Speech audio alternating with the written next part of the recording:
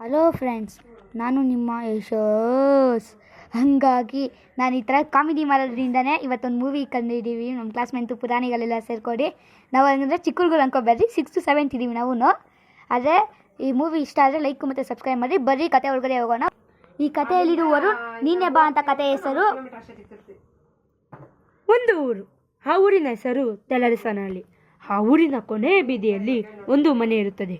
ಅದು ತುಂಬ ಹಳೆಯದಾಗಿರುತ್ತದೆ. ಅಲ್ಲಿ ಭೂತಗಳಿದ್ದಾವೆ ಎಂದು ಆ ಊರಿನ ಜನ ನಂಬುತ್ತಾರೆ. ಒಂದು ದಿನ ಮದುವೆಯಾದ ಗಂಡು ಹೆಣ್ಣು ಲಾಜನ್ನು ಹುಡುಕುತ್ತಿರುತ್ತಾರೆ. ಎಲ್ಲೂ ಸಿಗದೆ ಹೋದರೆ ಭೂತ್ ಬಂಗಲೆಯಲ್ಲೇ ಇರಬೇಕಾಗುತ್ತದೆ. ಅಲ್ಲಿ ಒಂದು ರೂಮನ್ನು ಆಯ್ಕೆ ಮಾಡುತ್ತಾರೆ. ಆ ಹುಡುಗ ಊಟವನ್ನು ತೆಗೆದುಕೊಳ್ಳಲು ಹೊರಗಡೆ ಹೋಗುತ್ತಾನೆ. ಊಟವನ್ನು ತೆಗೆದುಕೊಂಡು ಬರುತ್ತಾನೆ. ಅಲ್ಲಿ ಆ ಹುಡುಗಿ ಕಿಟಕಿ ಕಡೆ ನೋಡುತ್ತಾ ನಿಲ್ಲುತ್ತಾಳೆ. ಹುಡುಗ ಬಂದು ಹೆಣ್ಣನ್ನು ಊಟ ಮಾಡಲು ಕರೆಯುತ್ತಾನೆ. ಆ ಹುಡುಗಿ ಗಂಡಿನ ಕಡೆ ನೋಡಿ ಅವನ ತಲೆಯನ್ನು ತಿರುಗಿಸುತ್ತಾಳೆ. ಅವಳು ಕೂಡ ಚಾಕುವಿನಿಂದ ಚುಚ್ಚಿಕೊಳ್ಳುತ್ತಾಳೆ. ಇದೇ ಥರ ಕೆಲವು ಘಟನೆಗಳು ನಡೆದಿದೆ. ಆ ಭೂತ್ ಬಂಗಲೆಯೊಳಗೆ ಯಾರೂ ಹೋಗುತ್ತಿರಲಿಲ್ಲ. ಆದ್ದರಿಂದ ಆ ಊರಿನ ಜನ ತುಂಬ ಭಯ ಬೀಳುತ್ತಿದ್ದರು. ಒಂದು ದಿನ ಒಂದು ಕುಟುಂಬ ಆ ಬಂಗಲೆಯೊಳಗೆ ಹೋಗುತ್ತದೆ. ಒಂದೇ ರಾತ್ರಿಯಲ್ಲಿ ಅವರ 4 ಜನರ ದೇಹ ತುಂಡು ತುಂಡು ಆಗಿರುತ್ತದೆ. ರಕ್ತದ ನದಿಯೇ ಆ ರೂಮಿನಲ್ಲಿ ಇರುತ್ತದೆ. ಆ ಊರಿನ ಜನ ಪೊಲೀಸ್ಗೆ ಕರೆ ಮಾಡುತ್ತಾರೆ. ಪೊಲೀಸ್ ಅಲ್ಲಿಗೆ ಬರುತ್ತಾರೆ. ಇನ್ವೆಸ್ಟಿಗೇಷನ್ ಮಾಡುತ್ತಿರುವಾಗ ಅವರ ದೇಹದ ಮೇಲೆ ಒಂದು ಗುರುತು ಕೂಡ ಇರುವುದಿಲ್ಲ.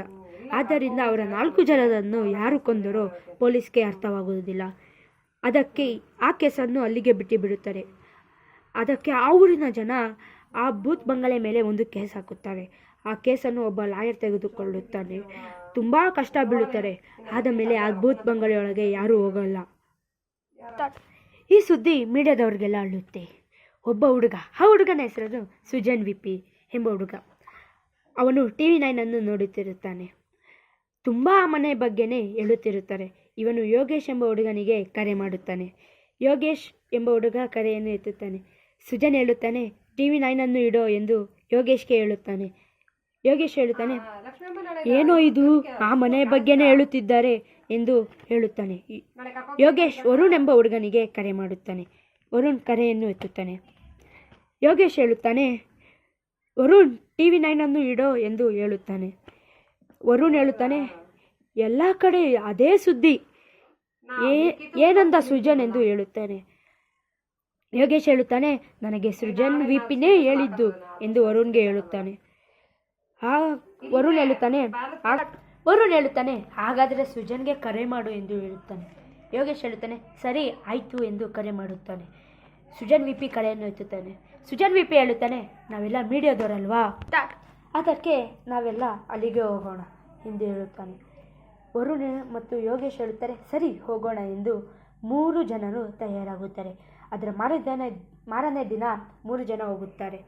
ಅವರು ತೆಲರಸನಹಳ್ಳಿಗೆ ರಾತ್ರಿ ಹೊತ್ತು ಹೋಗುತ್ತಾರೆ. ಬಂಗಲೆ ಹತ್ತಿರ ಹೋಗುತ್ತಾರೆ. ಒಳಗಡೆ ಹೋಗುತ್ತಾರೆ. ಎಲ್ಲರೂ ಒಂದೊಂದು ರೂಮನ್ನು ಆಯ್ಕೆ ಮಾಡುತ್ತಾರೆ.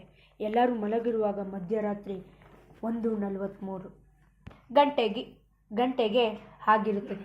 ಎಲ್ಲರೂ ಮಲಗಿರುವಾಗ ವರುಣ್ಗೆ ನೀರು ಕುಡಿಯಲು ಎಚ್ಚರವಾಗುತ್ತದೆ. ಅಲ್ಲಿ ಯಾರೋ ವರುಣ ಕೂಗ ಸದ್ದು ವರುಣ ವರುಣ ವರುಣ. ವರುಣ್ ಭಯದಿಂದ ಯಾರದು ಎಂದು ಹೇಳುತ್ತಾನೆ. ಶಬ್ದ ಇನ್ನೂ ಜೋರಾಗುತ್ತದೆ.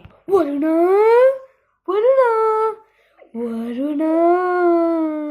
ಮೆಲ್ಲನೆ ಶಬ್ದ ಬರುವ ಕಡೆ ಹೋಗುತ್ತಾನೆ. ಇನ್ನೂ ಶಬ್ದ ಜೋರಾಗು. ಇಲ್ಲಿಗೆ ಬಾ ಬೇಗ ಬಾ.